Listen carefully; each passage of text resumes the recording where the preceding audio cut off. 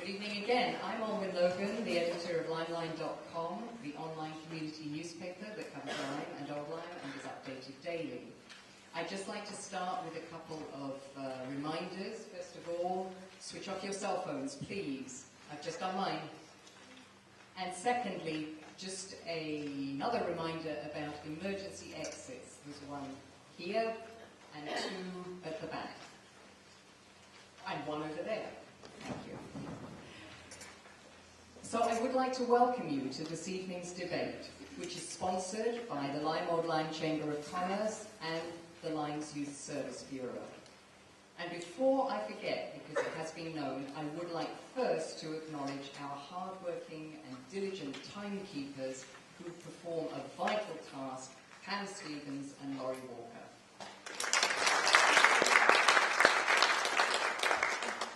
I would like to thank Superintendent Ian Nevisa and Region 18 Schools for allowing this event to take place here in Lyme-Old Middle School.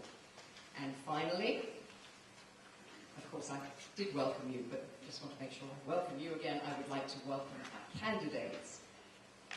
All 9 candidates.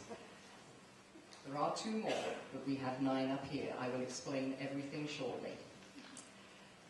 I would now like to ask everyone to rise and for the Pledge of Allegiance, which will be led by the first selected woman of Old Lyme, Bonnie Greensnyder, and the Superintendent of Schools, Ian Nevisa. I pledge allegiance to the flag of the United States of America and to the republic for which it stands, one nation, under God, indivisible, with liberty and justice for all. Thank you. Now, I'm going to start by mentioning the Board of Education election in Lyme. All these candidates are for the Old Lyme seats, but there is also an election in Lyme, because obviously we combined with Lyme to make up Region 18. In Lyme, Democrat Beth Jones has served for 6 years and is running again. She is here with us. She is both cross-endorsed and unopposed. She has she chose very graciously to forego her question time this evening due to the number of Old Lyme candidates contesting the seats in Old Lyme. Beth's biography is on your programs. Please take a minute to read it. And please just acknowledge Beth.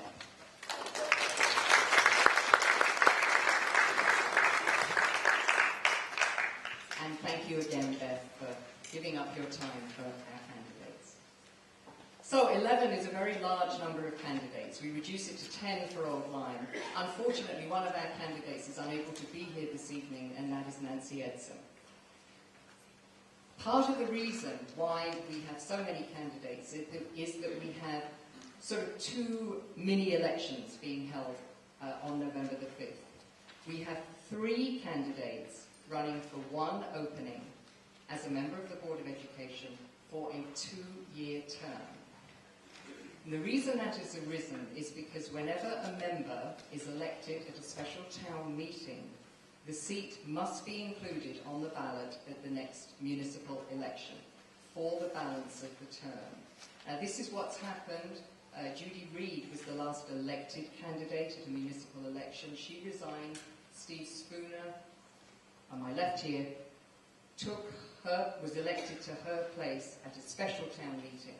So we have to have an election again for the balance of the term, which is 2 years.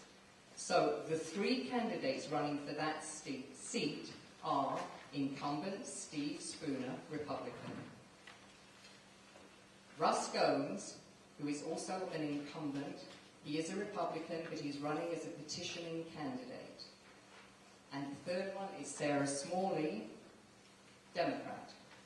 So those are the 3 running for 1 seat for a 2-year term. The remaining 7 candidates, but we only have 6 of them here, are running for 4 seats, and each carries a 4-year term. Those candidates are Nancy Edson, Edson, who's a Democrat and unable to be here. Diane Lindemann, Democrat. Jean Wozinski, Democrat. Rick Golding, I should have checked the pronunciation. Golding, Democrat, who is cross-endorsed by the Democrats and the Republicans. Incumbent Steve Tsunami, Republican. Max Greenwood, unaffiliated but endorsed by the Republicans. And Kirk Heroff. How do you pronounce that? Heroff. Kirk Heroff, Republican. The candidates are sitting in a group. The first three are the three running for the 2-year term. And then the remaining 6 are running for the 4-year terms. But we've divided the 6, actually in the order that they're sitting, into another 2 groups of 3. So up here we have 3 groups of 3, and they will get questions. It'll be 1 question for the first group, 1 for the second group, and 1 for the third group. They won't all be answering the same questions. The reason for that is simply that we felt with what we thought until earlier today was going to be 10 candidates. To hear 10 answers to the same question would just get a little tiring. So, we're going to start now, and the first question the candidates were all aware of, and they have 1 minute to answer this first question, and then subsequently we'll have 1.5 minutes. The first question is, why are you running for the Board of Education? Let us begin with that, and we'll start from my left, Steve. Good evening, I'm Steve Spooner. I drew the short straw, so I get to go first tonight. Just want to thank you, everyone, for having us here. For those of you who don't know me, I moved here in 2009. I've been in town for about 4 years. I have 3 young kids, 8, 5, and 3 years old. I'm proud to be part of the community goal line, and I'm certainly proud to have 2 of my kids in the school district, and the 3rd soon for the goal. I'll be part of the school district for the next 18 years, and the great success that we see today in our school district was put into place not in the past year or 2 or 3, but 10, 15, 20 years ago. This has created this great success that we have today. I'm running today because I believe in community service. I've always served when I lived in Durham, a small town, I went to Regional School District 13. I served as the chairman of a facilities committee for the fire department and that type of thing. I was appointed by a Democrat for selectman and worked in a bipartisan fashion. So I'm running today to serve the community. That's all. This is quite a formality to volunteer my time. I'm certainly not doing it for the pay, although that would be nice. But I'm a strong advocate of education. I believe in the mission that we're doing today, and I look forward to continue serving on the board. Thank you. Russ. Good evening. Good evening. First of all, I'd like to thank the Lyme-Old Chamber of Commerce and the Lyme Youth Services for hosting this debate. Basically, I'm running for the 5th term to fulfill my obligation of that in the Building Committee to get closure with the high school renovation project. The commissioning part is left. It should be anywhere from 6 months to maybe a year. We made a lot of commitments and promises to the public, the taxpayers of the towns of Lyme and Old Lyme. And as we've done to date and will continue, we will fulfill that obligation. I am running as an independent, a petitioning candidate. I think there's a lot of reasons, but basically I want no strings attached, no personal agendas. Since I was 16 years ago, will do what I think is best as I reflect upon my career here on the Board of Ed, that I will act again independently. And I have, like I said, I look back and all the different ways I voted, and again, I have no regrets on any of it. This is the 4-hour sleep call this game. So without any further ado, I thank you all for coming here this evening, and I will pass this on to our 3rd candidate. Sarah. Thank you. Thank you all for being here this evening. I hear there's a game on, but not yet. So thank you for your attention now. There are many reasons why I'm running for the Board of Education, but I'm going to highlight I believe that our children's educational experience directly impacts their future success. I want to ensure that children of Old Lyme have a sound and creative educational experience. I do have a strong commitment to public service as well. I went to school in DC and got the politics bug, and I am grateful to live in this wonderful town. And this is a great opportunity to piggyback on my experience as an educator. I currently work in Region 17 as a special education coordinator. I feel that I can bring that experience as well as my passion for education and children to the Board of Education, and I'm going to wrap up 10 seconds early. Jean. Thank you. And again, thank you all for being here and for this opportunity to share with you why we're all running for the Board of Education here in Old Lyme. In the 2 decades that we've lived in Old Lyme, my husband Vince and I have been truly blessed to have wonderful teachers, staff members, and administrators as our partners in raising our 3 sons. I want every family in our community to have that opportunity. I believe passionately that it is our collective responsibility to provide all of our children the very best possible education. As Steve said, we have great schools today, but we can't rest on our laurels. Continued success requires constant care and attention, and we need strong, thoughtful leaders with their fingers on the pulse of our community and our schools. Having volunteered in all 4 Old Lyme schools in just about every imaginable capacity, and also serving as a director of our local education foundation, serving on the Board of Education feels like a natural progression and the right next step for me. Diane. Hi, good evening. I'm Diane Linderman, and there are 2 primary reasons why I want to serve on the Board of Education. First and most fundamentally, I am passionate about education. The most important thing a community does is to educate its children. And the quality of the educational system is a direct reflection of the quality of the community. Just ask anyone who's going to move to a new town and they want to know about the schools, whether they have children or not. The second reason I want to serve is to have an input on how our tax dollars are spent. For me, it's important to know that every dollar is used to maintain, enhance, and enrich our children's educational experience. I want our money to be spent wisely and responsibly. I view each expenditure as an investment. I don't want to waste money, to put a Band-Aid on a problem only to have it cost many times more to solve in the years in the future. These are the reasons why I want to serve on the Board of Education. Thank you. Steve. Good evening. Thank you, Olin and Chamber and the Lyme Youth Services Bureau for hosting this event. Thank you for coming out. My name is Steve Tsunami. It's been an honor to serve you on the board for the last 4 years. I am a current member of the board and chair of facilities and serve on the Human Resources Committee.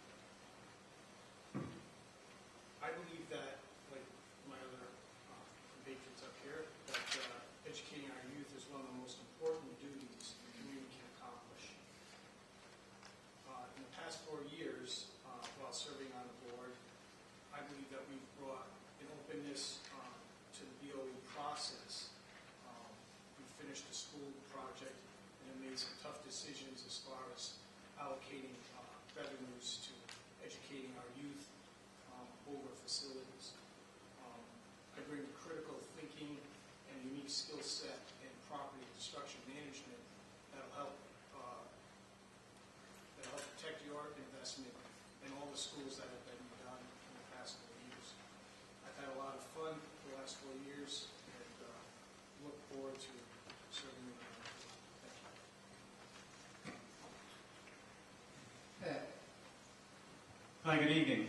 My name is Kirk Haroff, and I want to thank the LYSB and the Chamber for hosting this event. My wife Dana and I moved to Old Lyme in 1999 from Los Angeles.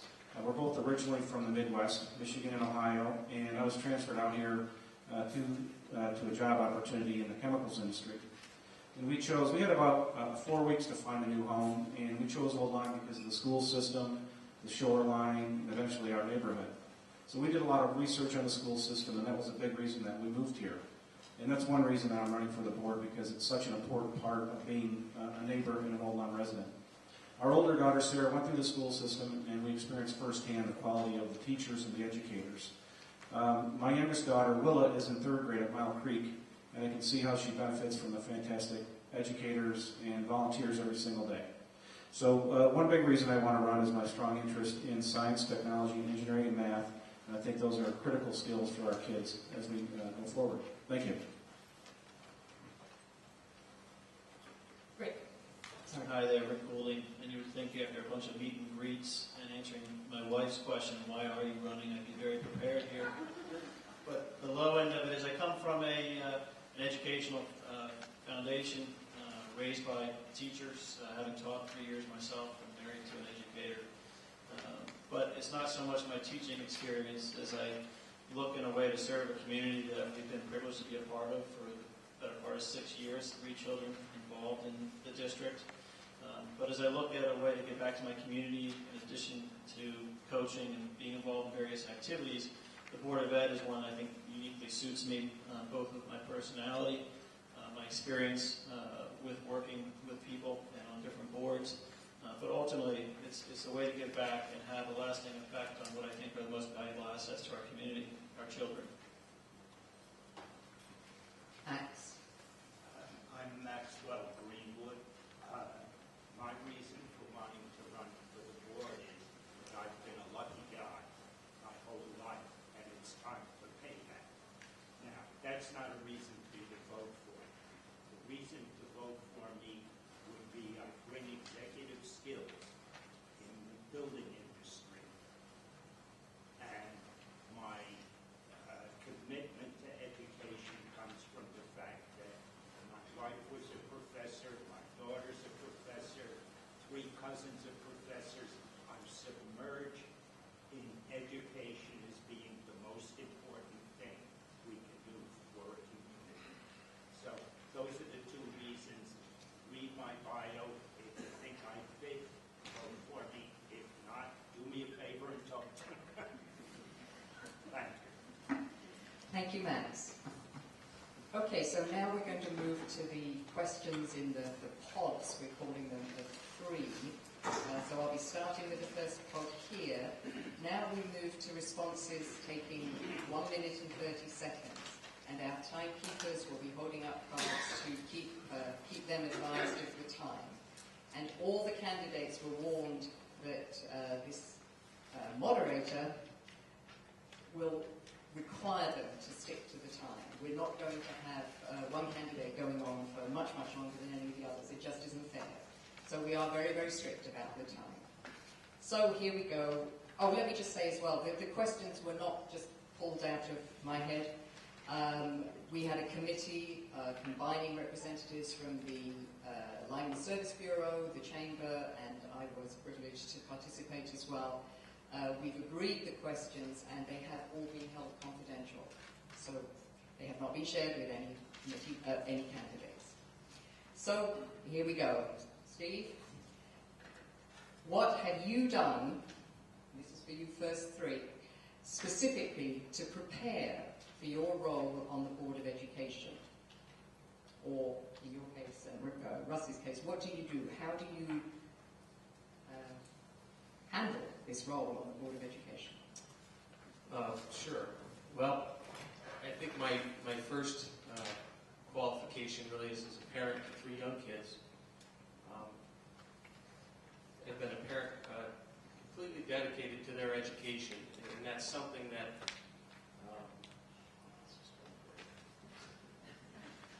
all right, from my personal experience, my background, what have I done to prepare for this role? Well, I've served effectively now for a year, and I think one of the things that makes me a good board member is I'm a good listener on the board, and I'm a strong advocate. I'm not afraid to speak up when I need to. And that goes back to some of the experiences I've had in my life. I have executive experience as the vice president of a small manufacturing company. I understand budgets. I understand wants, and I understand needs. I also understand making priorities. You know, we are in the business of educating our children in our communities. We have to find the best value that satisfies the willingness of our taxpayer for the demand of our students. What I've also done is I served as the chairman of the Emergency Services Facilities Committee in the town of Durham. We had a consortium of fire chief, the ambulance corps director, emergency services director, and what we did was we looked 20 years out in advance and said, what kind of facilities are we going to need here for this town? And we did that on a bipartisan basis. So that gave me a lot of experience as well as my experience as a business owner, business operator, as an airline pilot, and as a parent. And I think if you take that experience and put it all together, it's made me an effective member of the board. Thank you, Steve. Ross? First of all, I come from a little different perspective. I've had the privilege and honor of serving on this District 18 Board of Ed for 16 years, chaired and sat on pretty much all the committees. With that, I've also been on the board and worked and whatnot with the Lyme-Old Chamber of Commerce. I'm also a 32nd degree Shriner, so we work with the Burn Center in Massachusetts. Been a United Way counselor. Essentially, in my family, we're not from the Northeast. Values have been such that we've done community service even when we were in the elementary schools. Some of my accomplishments here was to recognize the vets on Veterans Day, on the Veterans Recognition Day. Back my first term on the board, it was strongly debated whether we had the day off or not. There was two of us that were very strong that we should not have the day off. We should stay here and have our vets come in and have our students serve breakfast and do that. And that's come to be one of the better models in the state. Also had the privilege and honor of chairing an ad hoc committee where we had a very polarized two towns. Also, we had a very polarized and controversial building committee that came in from very different areas. 5 years of hard work, we came together, we got the job done, no outside sources influenced us, and we brought that as we pledged to you, we brought that building in at budget, and we also brought it in actually under budget and on time, and I'm being told I have to stop, so I thank you again. Thank you, Russ. Sarah? So the question, just a reminder, what have you done specifically to prepare for your role on the Board of Education? Well, this almost seems like a trick question because I'm the only one with that experience on the Board of Education, but I can assure you that I am no stranger to boards of education. To prepare myself specifically for this role, I have been attending Board of Ed meetings in Old Lyme so that I can be versed on what are some of the critical issues and critical concerns of the community. I also have had the privilege of being an educator and therefore attended many, many Board of Ed meetings in my districts that I worked at. I present at Board of Ed meetings on a very regular basis. And I also work within a budget. I am the special education coordinator, so I know what I can do and I know how we can creatively solve problems for students. And that's how I feel like I've had a lifelong preparation or career-long preparation to be on the Board of Education. I also have another bit of personal experience. My father ran for the Board of Education the very first time when I was in 8th grade.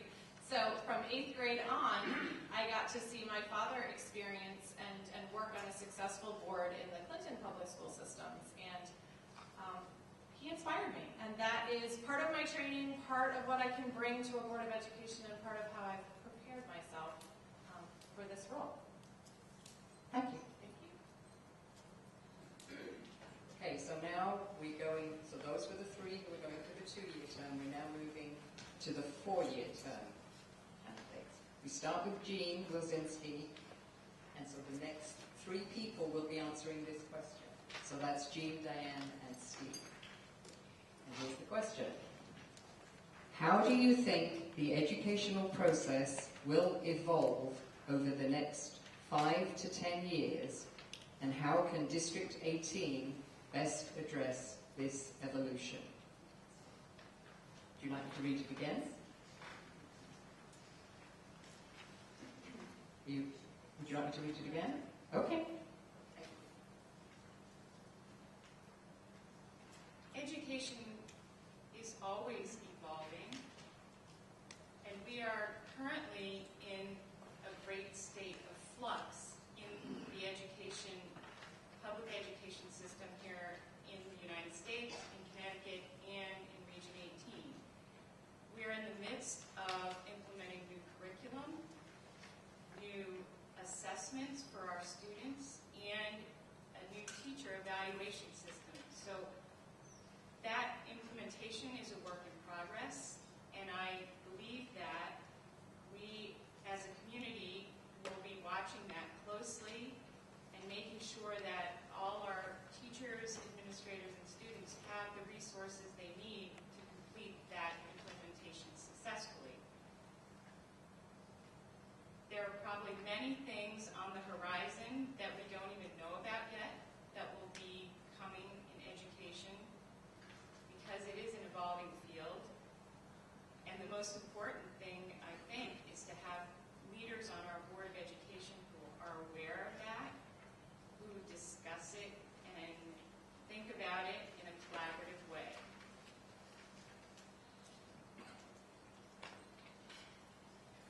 Diane. In the next 5 to 10 years in this district, we're going to be faced with a lot of challenges, but I believe that the most important one is going to be how to respond to the declining enrollment and be able to maintain the programs that we currently offer within our district and to enhance them further. Excuse me. And that's going to be a real challenge, not only in the high school, but also in the middle school and the elementary school as well.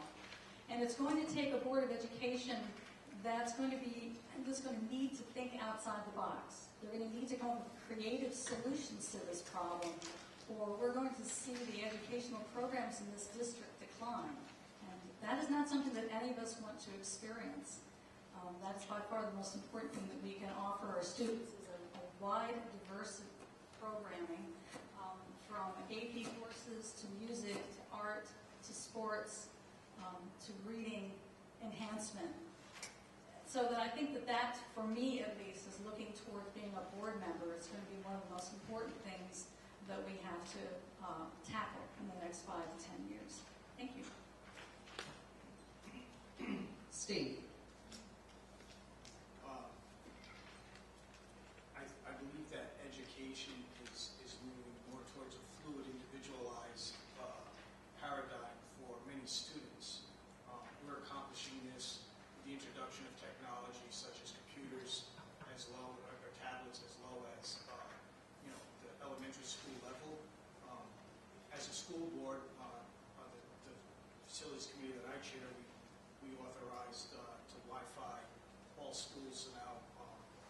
Portable computers and tablets can be used throughout any school and throughout the grounds.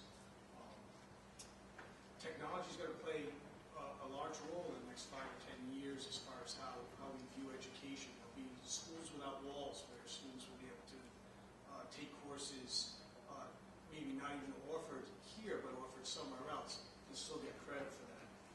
I think that as a school board we should continually invest in technology upgrades to allow the most flexible, cost-efficient manner in which to deliver an educational experience to each and every student. I believe that having a diverse group of individuals on the board will lead to probably the best decisions in dealing with where we go as far as education is concerned. Thank you. Thank you, Steve. I'm just going to take a minute to explain how we came up with these questions. In fact, we didn't really come up with many of them. We gave all the readers of Limelight the opportunity to submit questions, and many folk did. We had questions come up through the Chamber of Commerce as well. And also, when the committee met, we did create some questions. Also, in terms of how our candidates are sitting, as seated, they drew lots. They drew numbers for that with the exception that we divided the 3 that are running for the 2-year term into a group. But within that group, they drew numbers. So this isn't a prearranged format in terms of where they're sitting. So, on to the 3rd pod, and I'll be starting with Kirk, and here is your question. You are all endorsed members of a political party.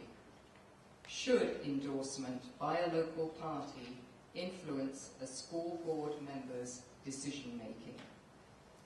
I'm happy to read it again if you would like. I think I'm all set. Thank you. In this state, the school board is endorsed by political parties. It's not the same everywhere, but that's just the way the system is set up today. I think at the end of the day, it's a personal decision by each voter to vote for the candidate that has the experience in the background and that has a vision for the system and for the children. So I think, having a political group support particular candidates is important because I think it tells you something about their background and their beliefs. But I think at the end of the day, the most important thing is that as voters that you select the most qualified candidates and the candidates that are going to do the best job of educating our kids and supporting our schools, our teachers, and our volunteers. Thank you. Rick? Hi there. I think it's a little bit of an unfair question for someone who's co-endorsed. But I'll take the answer. I remember when I told my brother, who was in public office out in Colorado, when I told him the Board of Ed, you had to declare parties, he laughed because it is one of the states where you don't have to declare. And I think that one of the things that's obvious, it doesn't matter what party, what some of your basic beliefs are, none of us would be up here if we weren't invested in the role in the Board of Ed.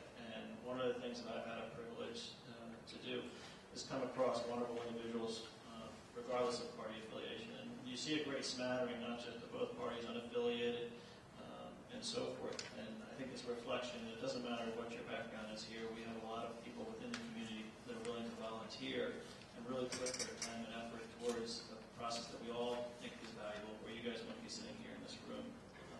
But ultimately, I think that one of the things that Steve Snami touched on was the heterogeneity of the board. That it really is important that we have a group of people with different backgrounds, all with a common interest and ambition, and that is to make the daily experience of our students and the ultimate product of a graduating student is someone who, as a town, we can be proud of. And I'd like to continue that tradition with a board that's already doing a great job. Thank you. Max? I get off the hook on this question because if you look at your brochures, you'll see that I'm unaffiliated. The Republican Party came to me because they had some experience with my advising the building committee on the building of the extension to town hall and the renovation.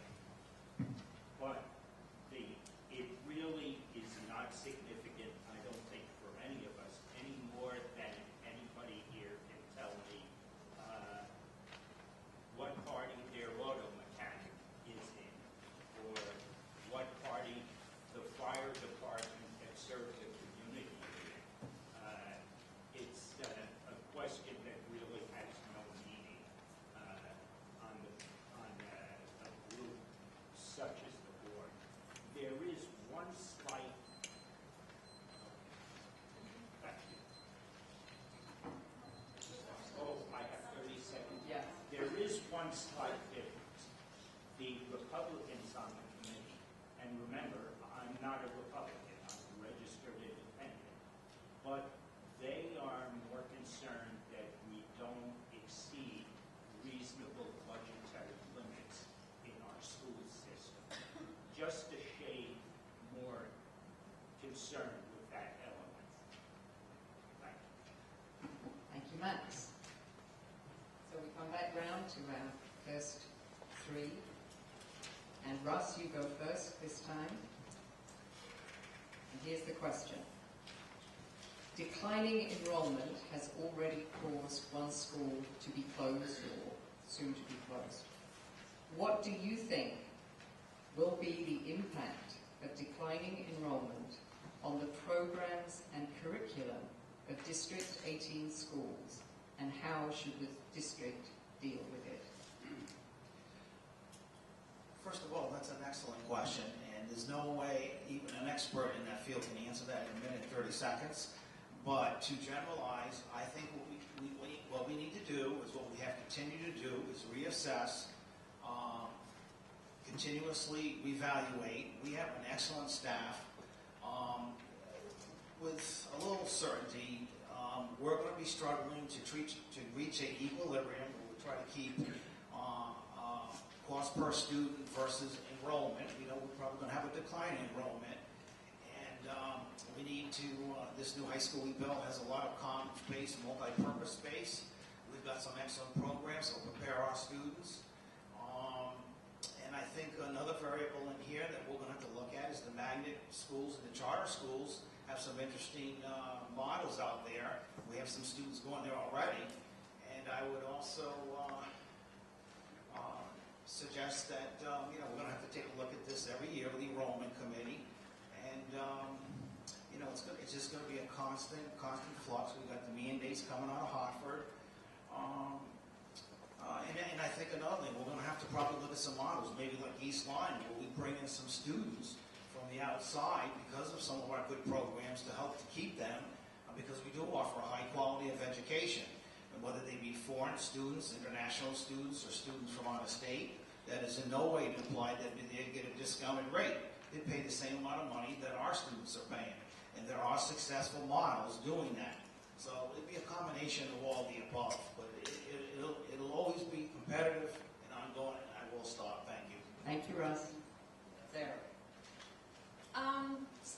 Declining enrollment is actually an issue that is faced by many of our shoreline towns, and while I acknowledge this, I don't think that there is any reason why we should stop educationally innovative programming for our students. I think there are creative ways and creative teachers and creative methods that we can really not only maintain the level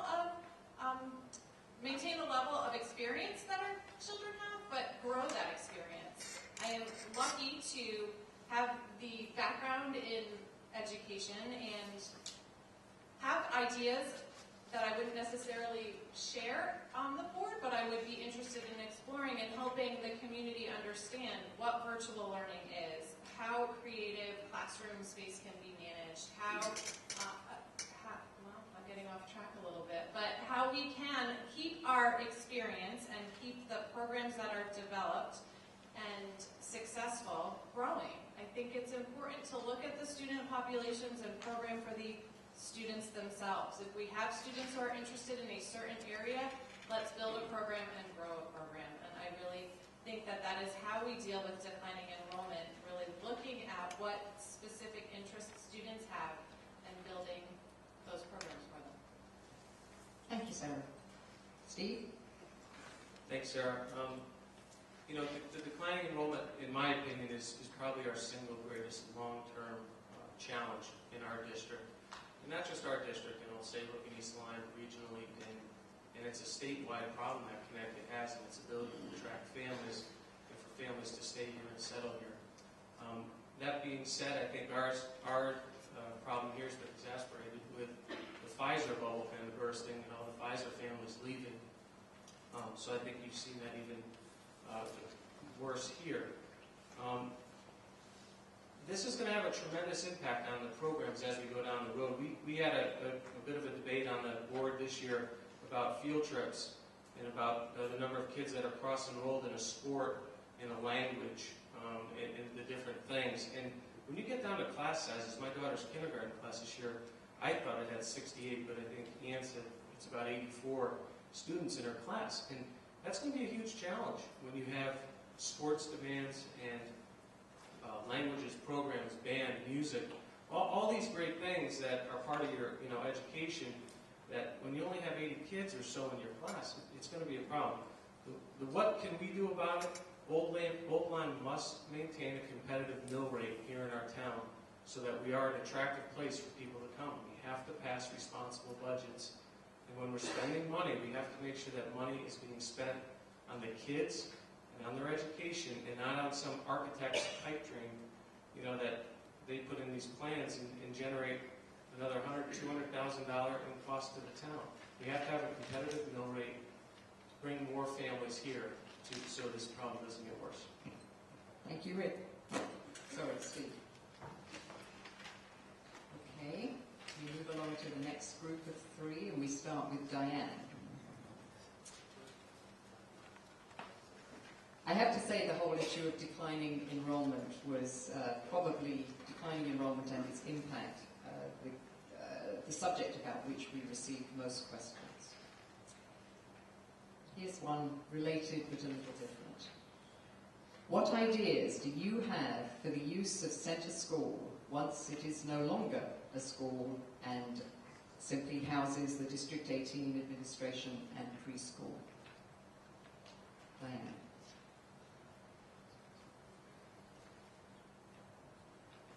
This is going to be very interesting in terms of what the I don't think you're on. New one.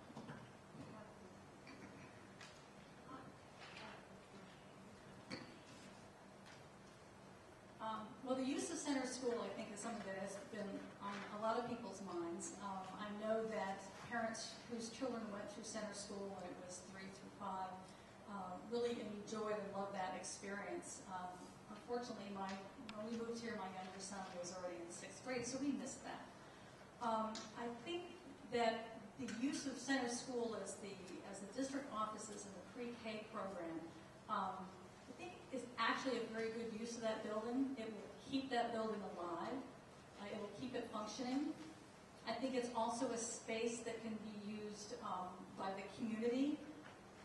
All of the school buildings, I mean, as wonderful as they are and have been renovated to be such great spaces, I think are a tremendous asset to the community.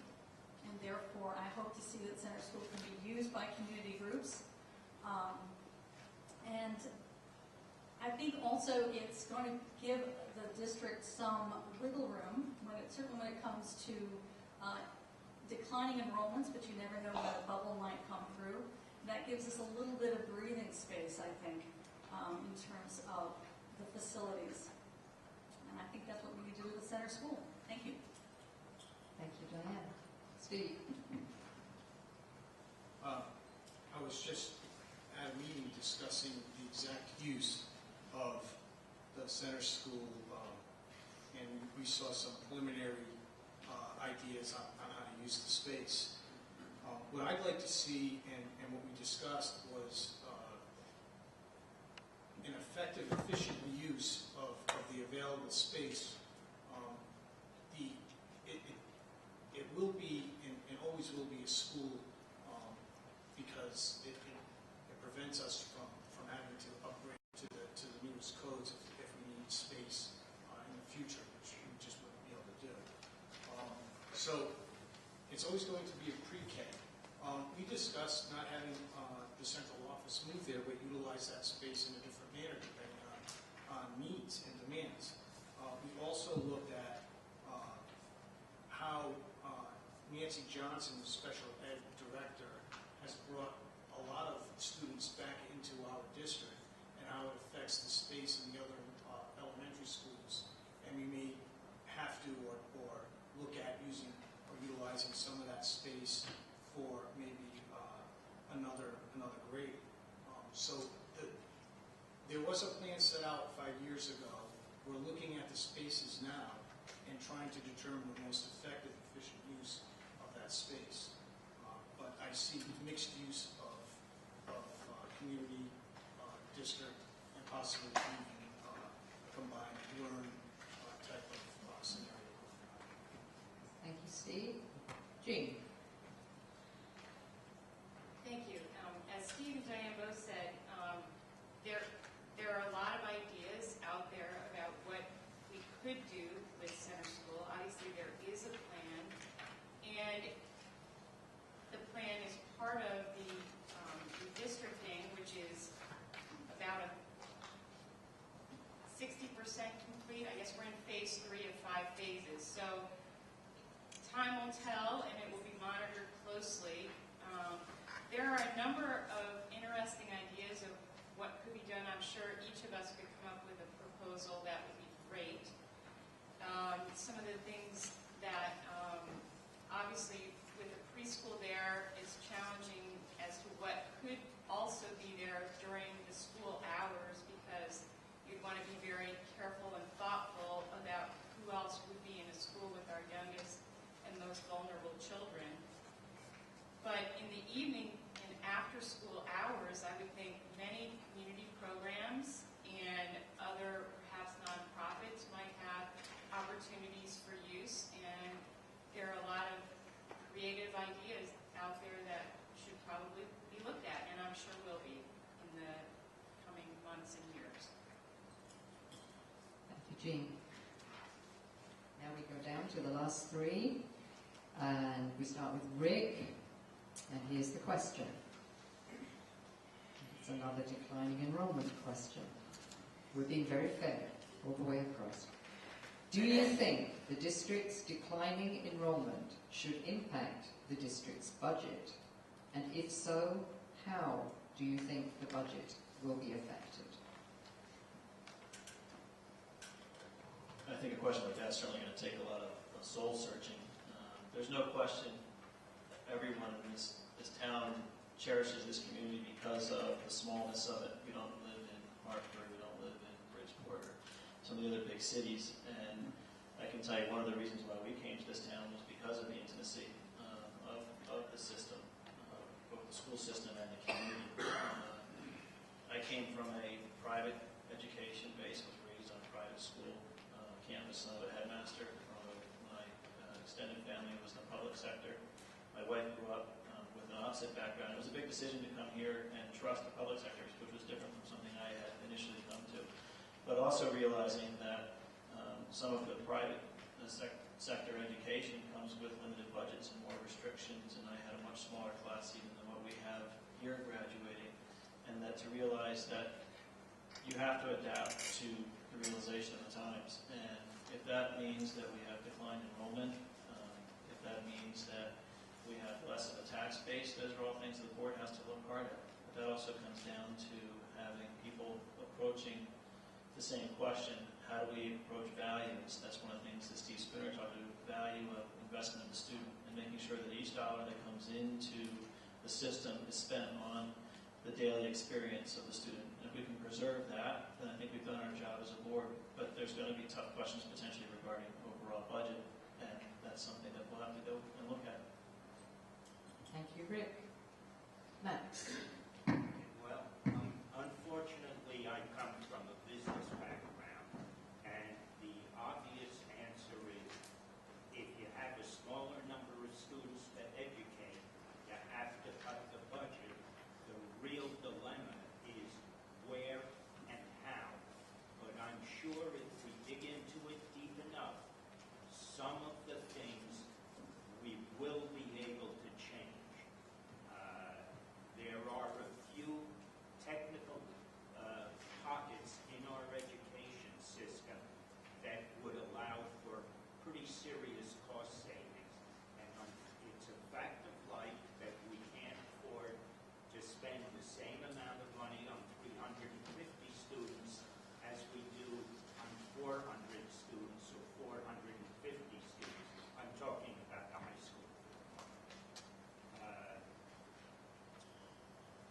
The town's tax base probably follows somewhat the loss of population in the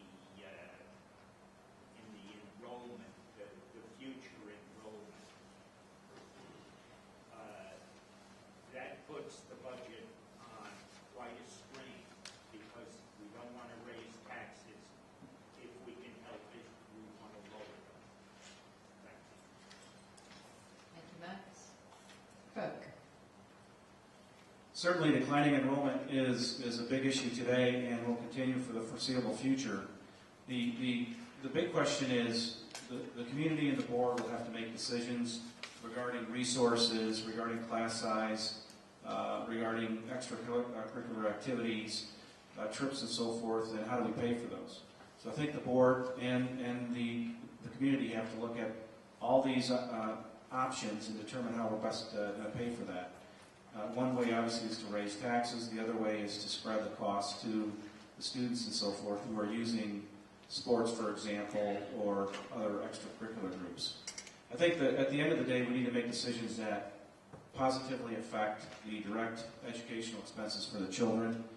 And for me, that would be class sizes and the additional teacher resources needed for the children. So it certainly will affect the budget. I think we have to be smart about it. We do have fixed costs. We spent a large amount of money to upgrade the high school, and so we have to make sure we maintain that investment. But at the same time, we've got to be flexible in terms of our facilities and what we're doing in each of those facilities. We're back here at the beginning with our first three, and just a reminder, the first three, you'll be electing one for a 2-year term. Just keep reminding you in the school year. So, Sarah, you're going first on this one. Changing tack here, and here's the question. How can our schools better meet the mental health needs of our students? I think that this is such an important issue.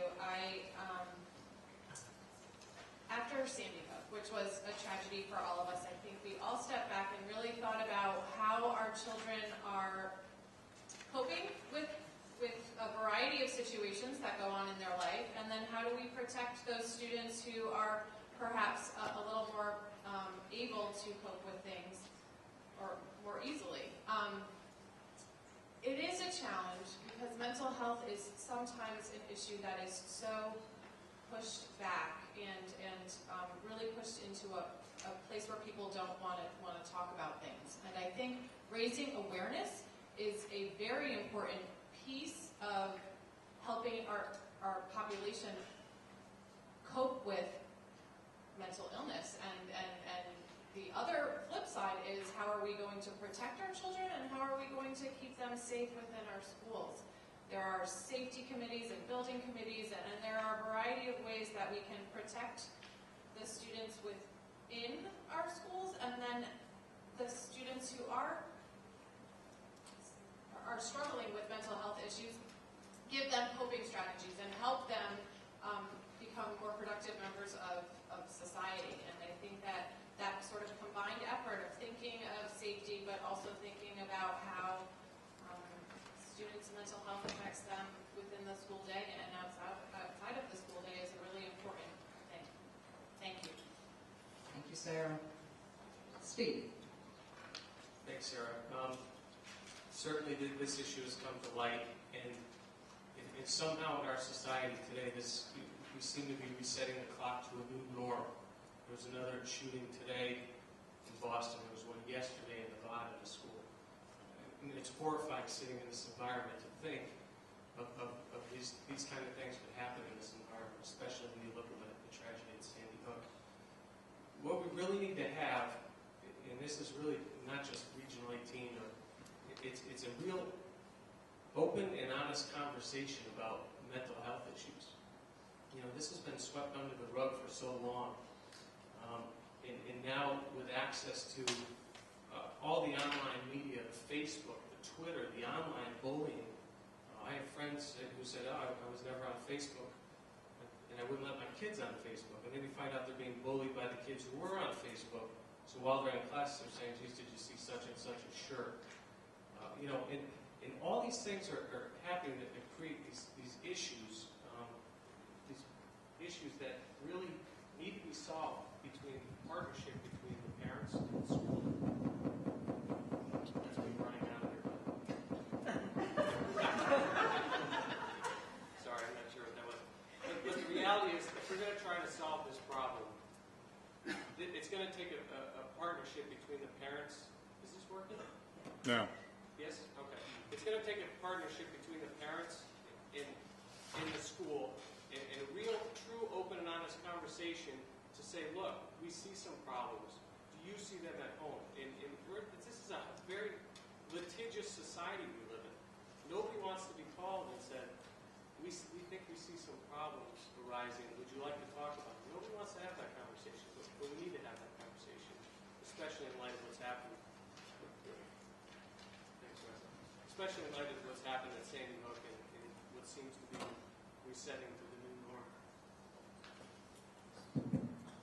Thank you, Steve. Russ? Okay, thank you. This one? Yeah. All right. Okay. Let's be honest. Our American traditional family system, as many of us know it, it's broken, and it's not going to get fixed quickly. And tradition, unfortunately, we're losing it. One positive side is that we live in a very small district, so therefore, our problems, I think we can address more accurately as opposed to a big district, as opposed to an inner city or whatever. Another asset we have and need to continue to fully support, and they're hosting this event tonight, is the youth services right across the street. They've got excellent programs for the youth. That's a foundation for them when they come in our system. So I think that's excellent. I think we need to continuously support the mentoring within the schools, and we can do that because we have small class size.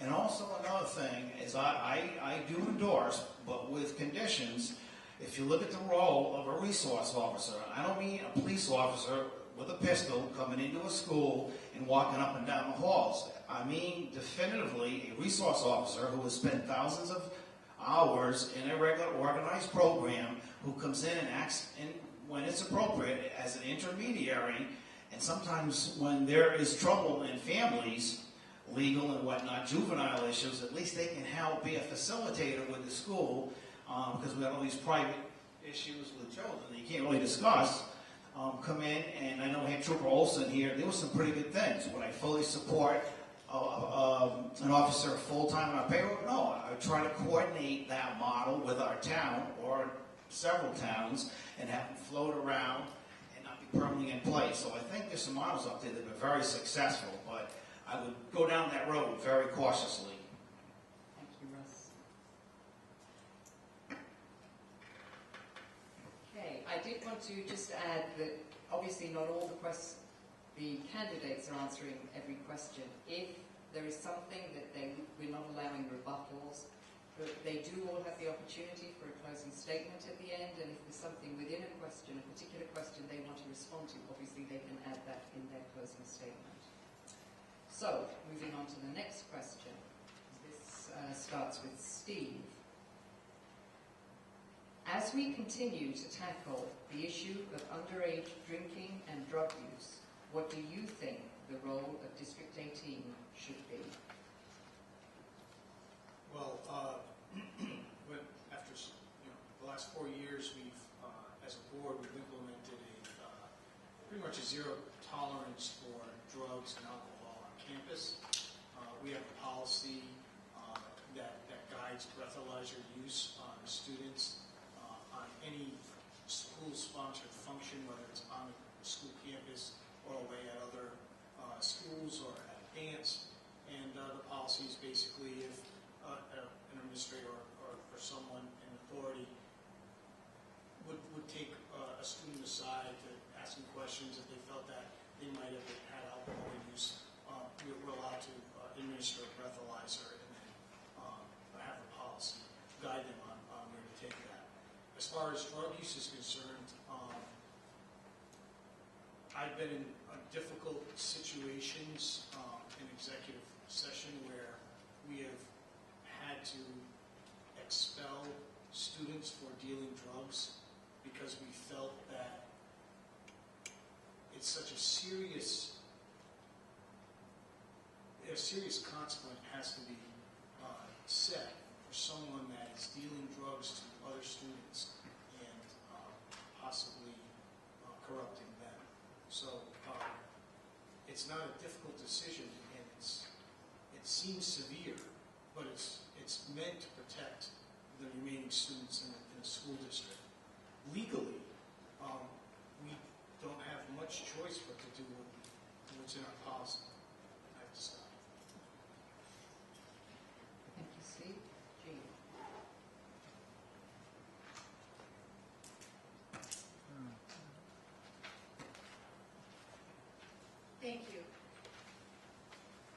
As a member of the Community Action for Substance-Free Youth, CASB, here in our town, I believe strongly that collaborative programs for education is one of the most important things that Region 18 does. It's a community effort to protect our children from both underage drinking and drug use and from those who are participating in that. And I think that today our community groups do work very closely with the schools.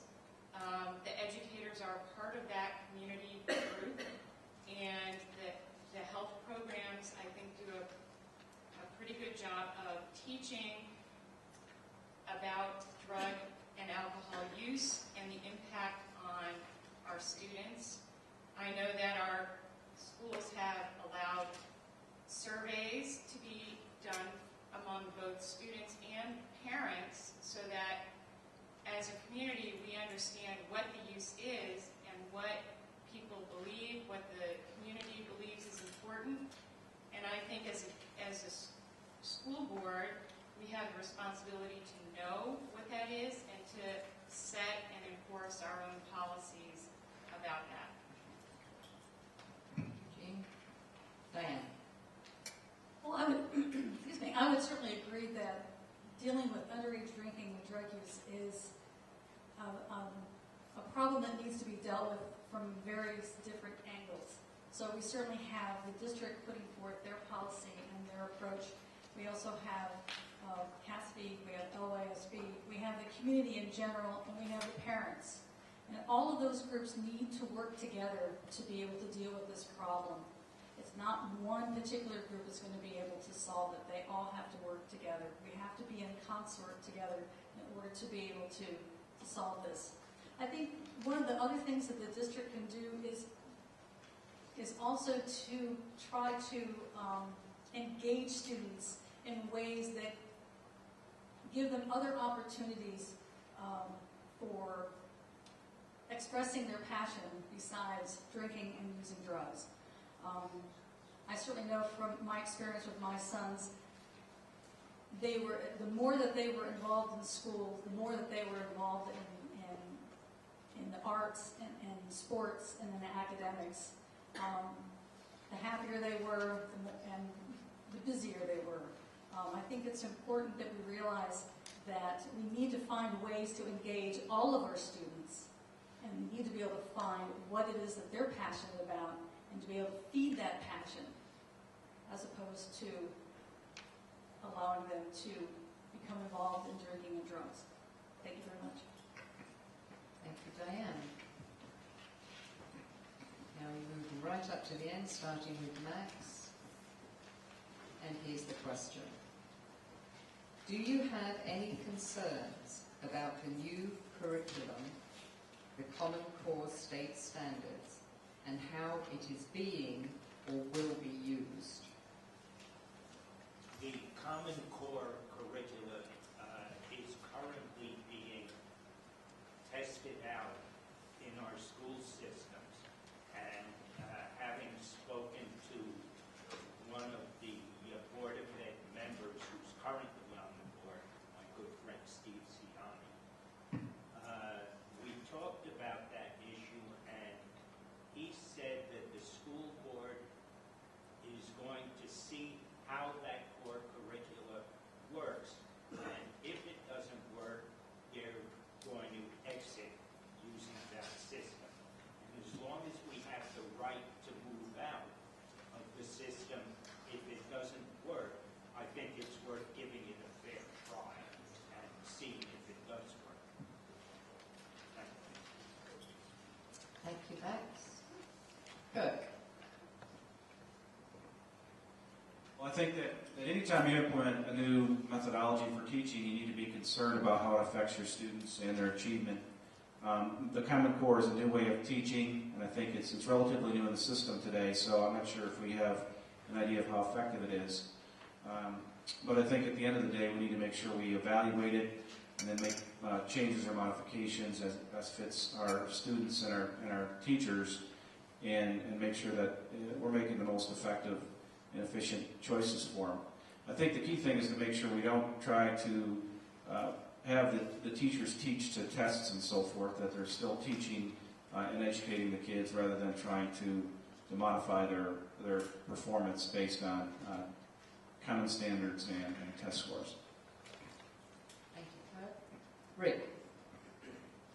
I think if there's one inherent theme you've heard tonight from some of the questions coming from the community, whether it's enrollment with this curriculum question, I think anytime there's an opportunity for change, which also comes with an uncertainty, there's always reservations. And as someone who's been in the education field, I look at how medicine has changed the way that we educate. It used to be two years of reading textbooks, and then you finally lay hands on a patient, and now you lay hands on patients and get that experience all the way throughout medical school. And the same thing happens in our curriculum. It's important that we do adapt and we do change. And there's going to be struggles. And I think the biggest challenge as a district that we're going to have is to be able to support that change.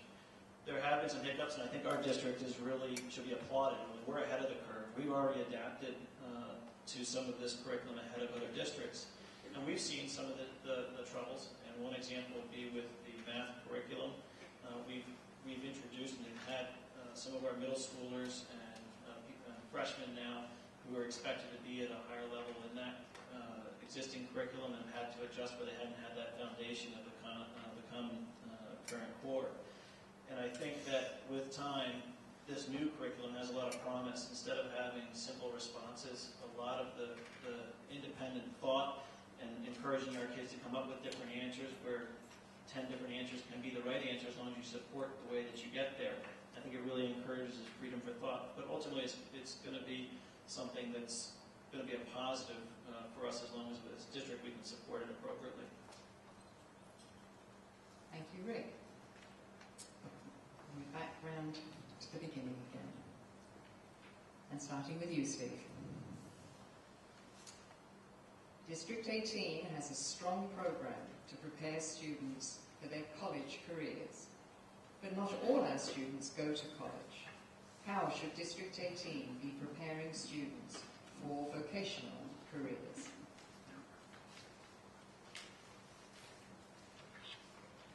This one now?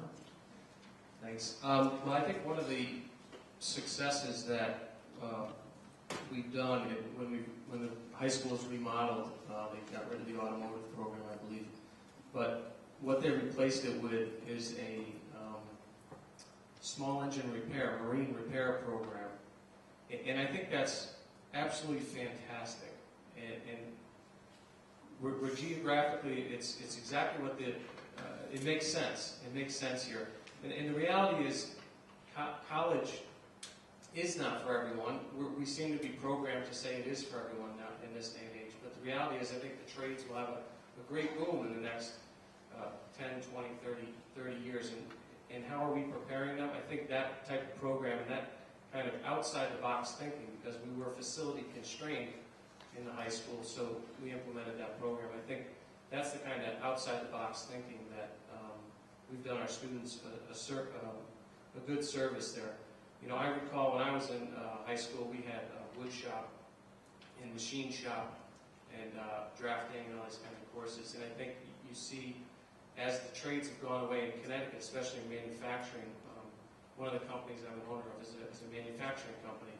And when I was vice president of the manufacturing company, we went to the Middlesex Community College. They have a machining group in Meriden, Connecticut. I set up an internship program with the dean there to say, hey, I want your best and brightest, because we just can't find talented machinists here in Connecticut, certainly not young ones. Thank you, Steve. Russ. First of all, I think we are giving our students a broad enough education, not just to go to college, but to pursue other careers. I would suggest, again, with this new high school renovation, I think we have one of the most innovative tech ed departments in the state. Within there, it's okay, this thing loves me. We'll try this one. I would suggest, and again with the talented staff over there, we now have 3D imaging, And that's a whole nother level. And to expound on what Steve said is, if you listen to 1080 about every other Saturday, at 8 o'clock, they have a manufacturing group on there. And manufacturing, believe it or not, is coming back to the United States, is coming back to Connecticut, not as fast as we want. Entry-level jobs are anywhere from $45,000 to $50,000+. Manufacturing jobs today are not like they were in years past. They're clean, they require software knowledge like CAD, computer-aided design, things along that line. I would also suggest that we have one of the best music programs in the state. We have an excellent business department with initiatives that can go farther with school to career, job shadowing. A lot of that's coordinated through chambers of commerce, through local businesses. So a combination of all these. And last but certainly not least, and we have several people, many people in here tonight who are fully engaged in it. I'll take that robotics program against any school district in the country. What they have done and what they are doing is not just preparing them for robotics or manufacturing. They're learning leadership. They're learning how to work together. There's collaborative learning. Not just with that, there's strategizing, there's math, sciences, all applied. So I think at the end of the day, we've done our job, we'll continue to do it, and I'll take this entire staff in this district, and I know it sounds real aggressive, but I'll match it with anybody in the state, because when I go to conferences like CAPE, they're looking at what we're doing, we're not looking at what they're doing.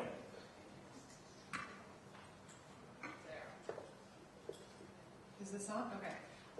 Not every student is ready to go to college after they finish their 4 years, and I am very aware of that. And it is interesting to see how local businesses and local community members can inspire students who may not be on that college track. So some things that I would envision is a collaboration between local businesses and our students at our high school.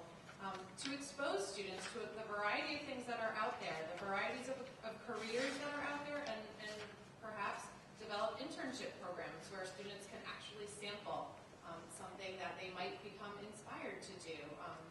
And I think that's important. I think exposure, none of us know, I think, what we were going to be when we were freshmen in high school. But certainly along our journey, we find our niche and we find what we love. And for students who are not necessarily career bound, that can be challenging. So helping our community come into the high school as well as our students reach out to the community is a valuable opportunity for our kids who are not necessarily going to college.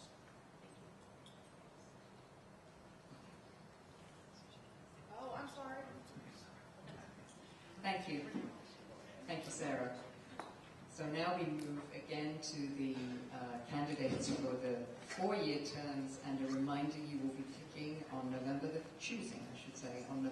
5th, 4 of these candidates from 7. Remember, we're missing one. Just a reminder. Jean, it's your turn, and here's the question. Aside from the sort of final stages of the building project and test scores, what is the biggest issue facing our high school students, and how would you address it?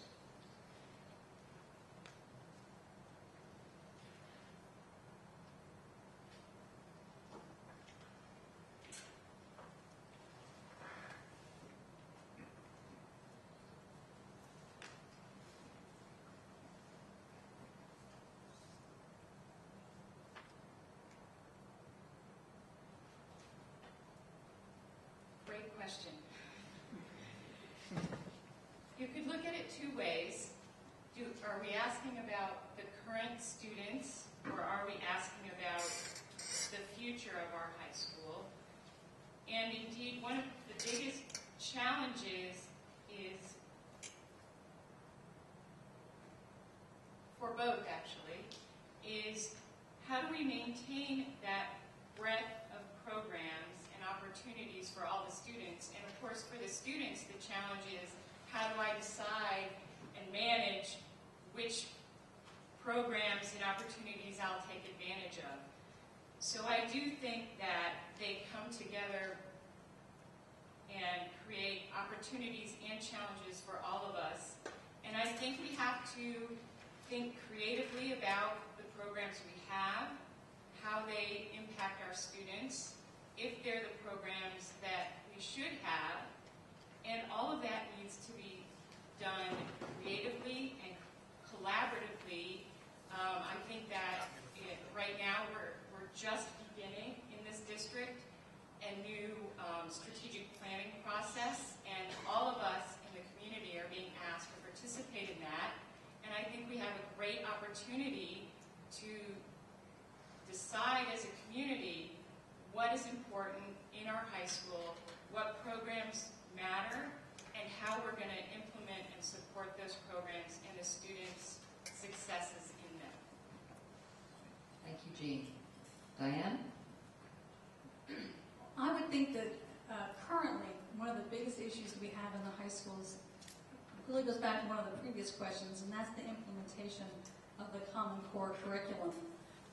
This is going to be a big shift in how students are being taught, because as opposed to being tested by the CAP tests, which are very factual based, the Smart Balance Assessment that we're going to be moving to, which goes along with the Common Core curriculum, is a more open-ended testing.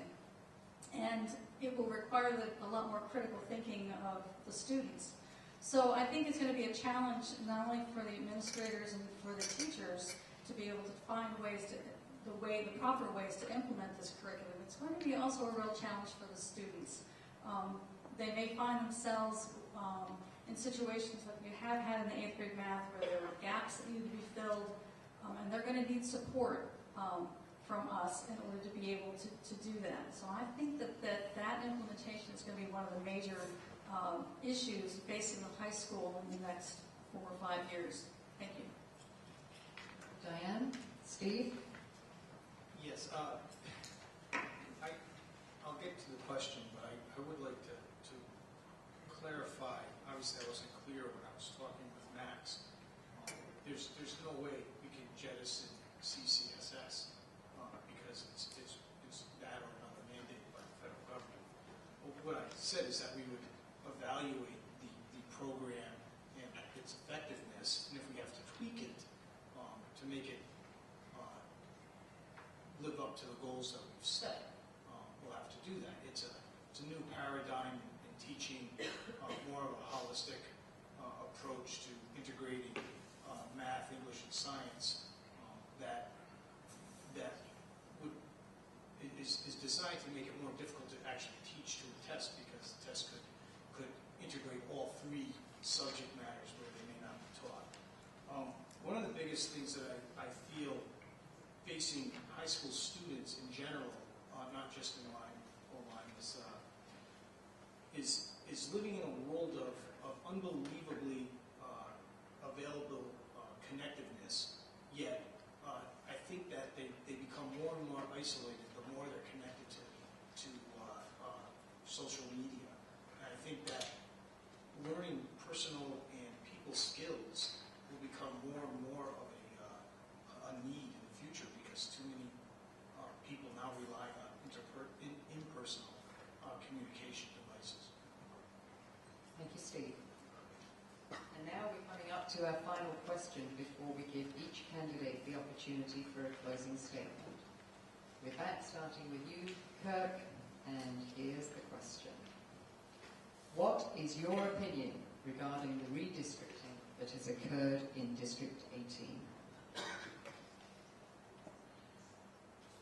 Well, the redistricting was mandated because there was a perception in the testing gap between Lyme and Old Lyme. So something had to be done to address that and essentially provide more students to the Lyme side so that we could meet that requirement. So that wasn't an optional decision. Certainly understand some families, and I've talked to many parents about what issues and concerns they have as I continued on this journey for the board. Certainly, it's a difficult thing when kids are comfortable with a certain school, certain teachers, and other children. So, and I know that would be a difficult thing for my daughter Willa to do. But at the end of the day, we had to make not me, but the board had to make a decision regarding that, and also realizing we have certain fixed assets in schools that we have to use a certain way and allow the community for future flexibility. So at the end of the day, I know it did affect some families who were concerned about it, but the school system had to make some decisions to reduce that learning gap. Thank you, Kurt. Rick? It's certainly been a hot topic, both on the soccer fields that I'm coaching currently. It's been a topic with the peers of my 5th grader, 2nd grader, and kindergartner who are obviously directly impacted by this. And so, having been involved in conversations, I hear both sides of it. When it comes down to it, it comes back to that idea of flexibility and change. And there's no question, as we look at our projected numbers, which have so far stacked up realistically, we haven't been surprised, and I give the board full credit that's been working so far on this topic, that we haven't been blindsided by an enrollment number. But what it comes down to is ultimately the flexibility of us as a town. And there's no question as enrollment drops and that flexibility is more difficult. But I look at the idea of right now you keeping the preschoolers in the center school. It allows us to really have a lot more potential use for that space if we need it, if enrollment changes in one direction or another. But ultimately, I mean, look at the board. There's a lot of different committees on the board: facilities, policy, enrollment.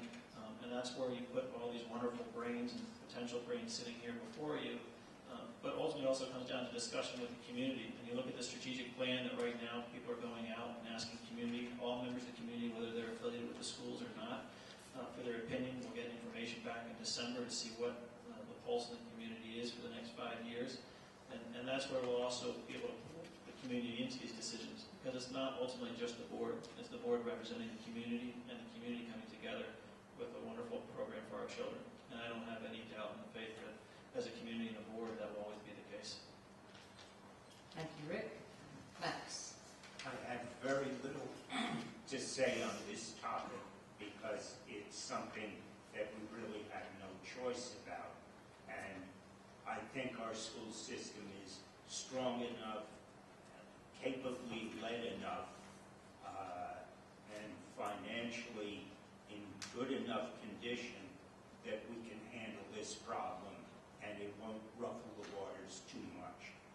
Some kids may have to, at some point in the game, do a little more traveling, but they'll live through it also.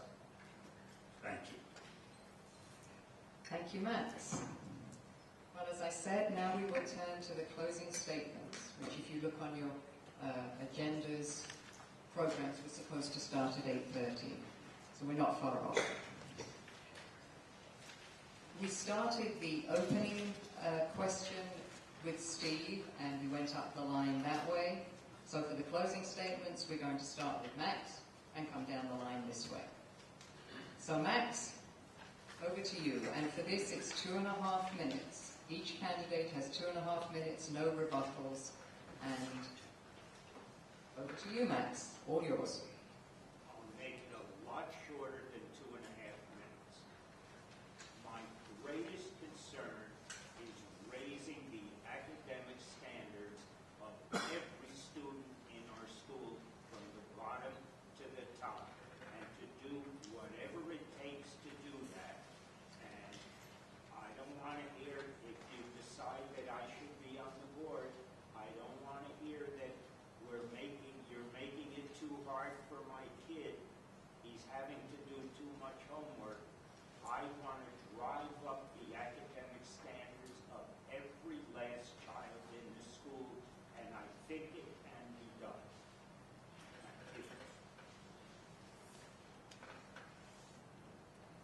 Rick. As a Philadelphia Phillies fan, I think that there's a lot of other Phillies fans out here, or else everyone else would have been absent already. I get back to my wife's question, why are you running for the board? And my response is always, why, of course, I need to run for it. As someone who's invested in the community, lived here for 6 years, have 3 children in the system who are certainly going to be in the system for a while, we always look at ways of giving back to the community. And while I've been doing coaching and those kinds of things, volunteering in various activities, I look at the board as a unique opportunity where it really suits my strengths, not because of the educational background of my family, taught for 3 years or haven't been involved in various aspects of medical education and changing policies and curriculum and so forth. But really looking at my personality and my experiences as a whole, I think that one of the things I've really enjoyed about this process, I'll admit not tonight, but one of the things I really enjoyed about this process is meeting so many different people. And there are a lot of brilliant candidates, and I don't envy your decision that you have to make on November 5th. But when it comes down to it, I look at myself as a candidate and say that I'm certainly accessible and approachable. I think that one of the strengths of any candidate is having the ability to take in opinions from different sides, and I think it's important that you have opinions from different sides when you come to a critical decision. We all know that the board, for the most part, because of state mandates, 90%, 95% of the time it's a decision of consensus, but there are certainly big issues that come before the board, and those remaining 5% have certainly significant impact on the community. And I think it's important that if you can listen to both sides, appreciate the points of view, and then come up with your decision and be then a staunch advocate, realizing that while the community is there, as a board member, your first responsibility is the student, and coming up with an experience, and we're talking about what do we expect our students to graduate with. We want them to be able to go out there and carry the torch and be able to, in a sense, conquer the world and be students who we're proud of and students that are going to be successful and happy, that we can leave a legacy behind. And that's my ultimate goal. And if I can leave an impression of being accessible as well as flexible, but being an advocate for the students, then I've done my job tonight. Thank you. Thank you, Rick. Kirk. Sure. Well, my wife and I moved to Old Lyme because of the school system, and we did look at a number of towns in the area before we decided, and quite honestly, we made a fantastic choice. I think the school board and the teachers and the educators are doing a fantastic job. You look at the number of awards we have, you look at our graduation rates, you look at our test scores. Quite honestly, we have a fantastic school district, and that's because we have great volunteers, we have great parents, we have great educators, and we have great administrators. The reason I want to run is because I've got a third grader, and I intend to be here and involved and active in her education. And when this opportunity came up, I thought it would be a great fit for my background, and especially having over 20 years experience in the chemicals and gas industry, having a private industry background. I deal with budgets all the time, and certainly we deal with a lot of training training and hazmat issues with our chemicals and products, so certainly I'm very familiar with training. It's an education, it's a huge part of our business. So at the end of the day, I think I bring a unique perspective. I also think we should focus on, although we're doing a great job now, but really focus on science, technology, engineering, and math skills so that our kids can take that to the next level. Whether it is a college education or a trade school, I think those skill sets are extremely important to success in the future. So I look forward to your support and appreciate the time. Thank you. Steve. I grew up in Westerly, Rhode Island, a small town, and chose to live in Old Lyme for the same reason. I'm comfortable. I believe in community involvement and participation. I've enjoyed the time serving the community on the Board of Education. I think we've done some wonderful things. We've brought openness to the budget process that seemed to be at one time done behind a black curtain and like the Wizard of Oz will come out. We've been able to, I think, spend money extremely wisely. Instead of, for instance, instead of spending $40,000 on motorized windows, we decided not to, and that money is now available in the budget to purchase a bank of computers if so decided. One question that I didn't get to answer was how party affects voting.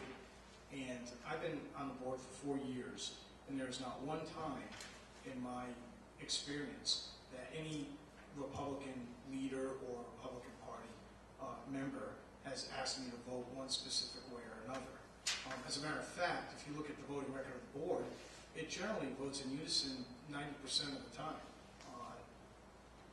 it's very rare that votes pass by one vote or another. It's generally a consensus vote with people listening to each other's views and coming to a consensus. I believe that I bring a unique skill set to the Board of Education as far as property and construction management. We've invested mightily in all our schools, and I think that they need to be well maintained. I believe they are well maintained right now, so I think that we should continue that. And in closing, I'd like to just thank you for the honor of serving you, and hope that you can support me for another term on November 5th. Thank you. Thank you, Steve. Diane. I want to thank you again for coming to this debate and taking your time to get to know us a little bit better. I told you why I wanted to be on the Board of Education, and we have discussed many of the issues that are facing our district. Now I would like to take a few minutes to tell you about the experiences that I will bring to the board and how I will approach serving as a board member. I've done a variety of things in my professional life. I started out as an industrial chemist and then moved to teaching chemistry in college and in high school. I decided to change things up a bit and worked as an environmental scientist consulting with the EPA. I worked on projects ranging from policy and regulatory support to developing training workshops. During a couple of years when I was out of the workforce, I decided to become a professional volunteer, both in schools and in the community. Presently, I work at a truck dealership where I'm in accounting, and I have just become the continuing improvement coordinator. Now, I mention all of this because these experiences give me a wide perspective on the issues. I have practical experience in the classroom, I have management experience through work and volunteering, and I have business and financial decision-making experience through my current position. I have always actively prepared myself for new challenges, and the potential to serve on the Board of Education is no different. I participated in a workshop presented by the Connecticut Association of Boards of Education.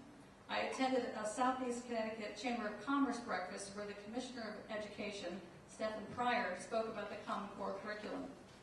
I have attended our Board of Education meetings for the past 3 months. I have also spent a great deal of time talking with people in the community in order to learn about what's important in Old Lyme. When tackling a new issue or deciding on how to cast my vote, I will always start by doing research, gathering input from other people, and learning as much as I can about the issue. Knowledge and understanding will define how I will arrive at my decisions, not merely my opinion or my personal bias. I will always try to ask tough questions that need to be asked, and hopefully the ones that you want to have asked as well. Through my experience in work, and especially volunteering, I learned how to work cooperatively in groups. It's important to build personal relationships between board members in order to understand and respect each other's point of view. In this way, we can work together for a common goal, to provide quality education for all the children in our district. Thank you very much for attending this evening, and please remember to vote on November 5th. Thank you. Thank you, Diane. Jean. Thank you all for coming tonight. You may recall about a month ago there was a ribbon cutting at our high school. What struck me the most were the words of a student. The senior class president encouraged the other students at the high school to be confident and optimistic in their own abilities to achieve their goals. When we, as a community, have all students graduating from our high school confident and optimistic, we'll be successful.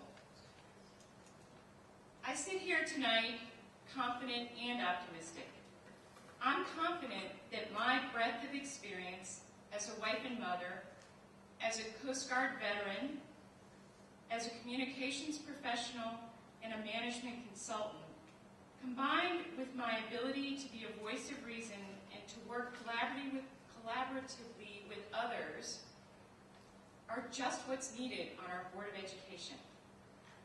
I have never questioned my motivation or my qualifications or my ability to serve this community well as a member of the board. This feels like a natural progression from 2 decades of active school and community involvement. You would have to look pretty hard to find someone who's been more dedicated to the success of our schools and students than I have shown myself to be. What I have questioned sometimes is the political aspects, the running for the Board of Ed, and I found it actually to be pretty fun to get to know my fellow candidates and others in the community that I probably would never have met otherwise. Right now, I'm very optimistic about our Board of Education for the next 4 years because I believe that you, my neighbors, will elect great people, creative thinkers, smart and thoughtful, who won't rush to judgment, but will work together and collaborate, discuss, research, and finally, make decisions that are the best possible solutions for our students in our community. Thank you, Jean. Thank you. Sarah? I am grateful that we have a little bit extra time or a little bit of longer time to talk about ourselves. I do not have children within the district, but I do have a breadth of experience from my career, which will help me on the Board of Education. I am a strong child advocate. I believe in being a positive, proactive, and collaborative member of a team.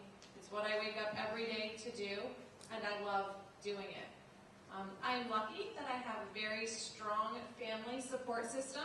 My father was an administrator and on the Board of Education for many, many years in Clinton, where I grew up.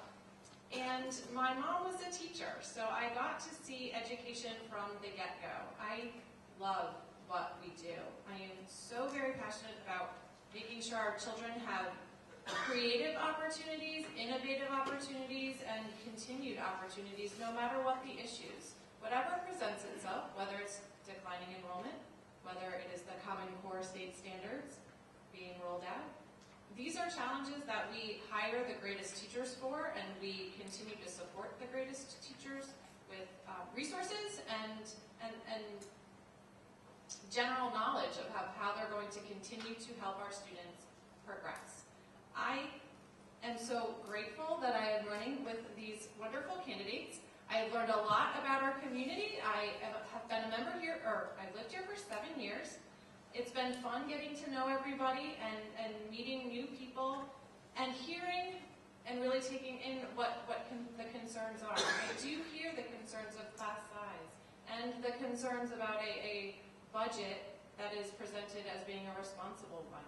I can hear those things and make sure that we are making the right decisions based on the concerns of the constituents, but of course in the best interests of our students. I am a strong child advocate, and I would be honored to serve on the Board of Education. And thank you for coming out this evening. Thank you, Sarah. Again, I too would like to thank everyone for coming out this evening. Clearly, I have a record of 16 years on the Board of Education. I appreciate the support of the community for that. My votes, my activities very well documented. I'm proud of it. I have no regrets.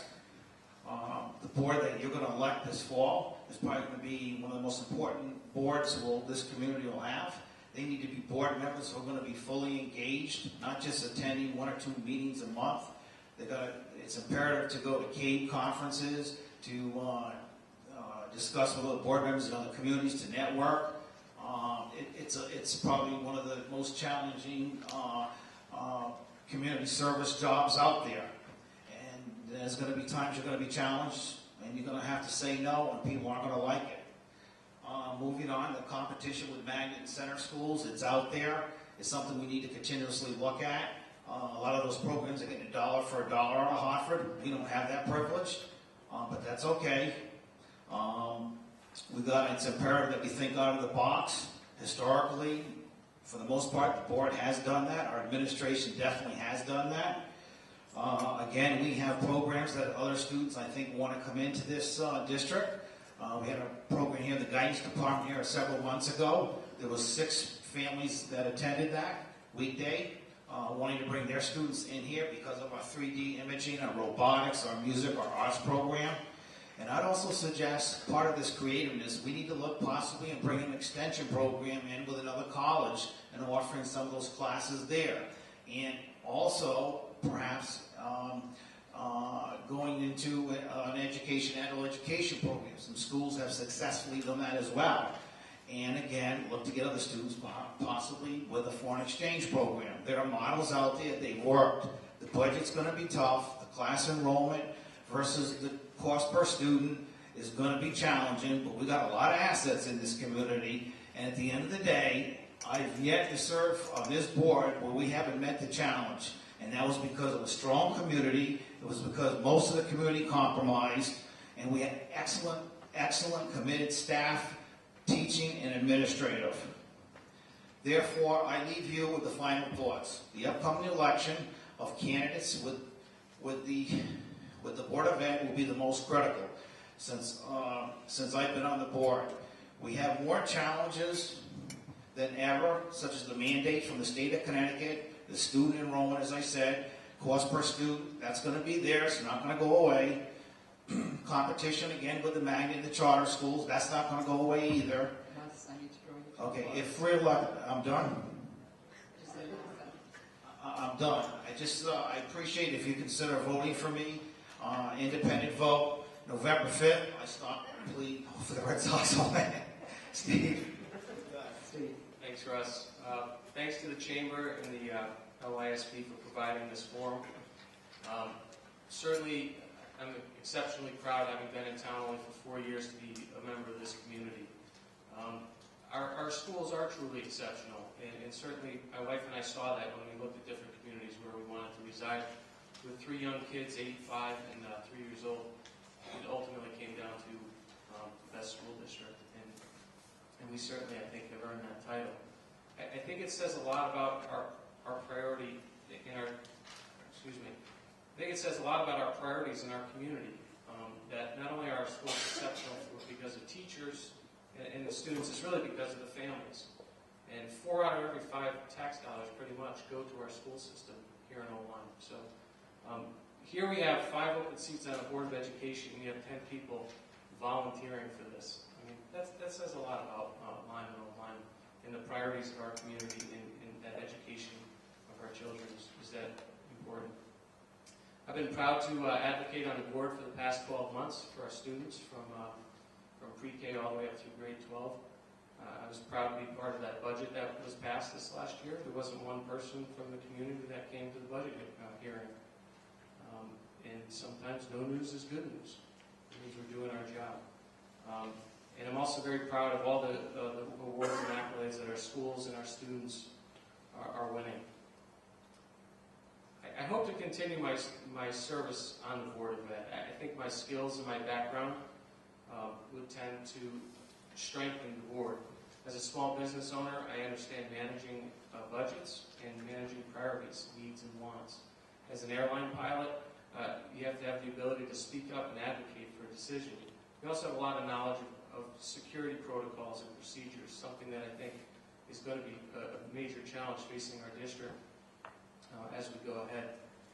And lastly, as my wife will tell you, I'm an exceptional listener. Tough crowd. All right.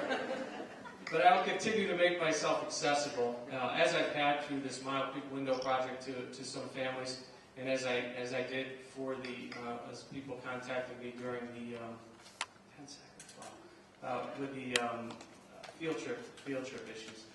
So tonight I'm going to ask you to vote for me, not because I don't want you to vote for Russ or Sarah. I think it's exceptional that everyone's here volunteering their time.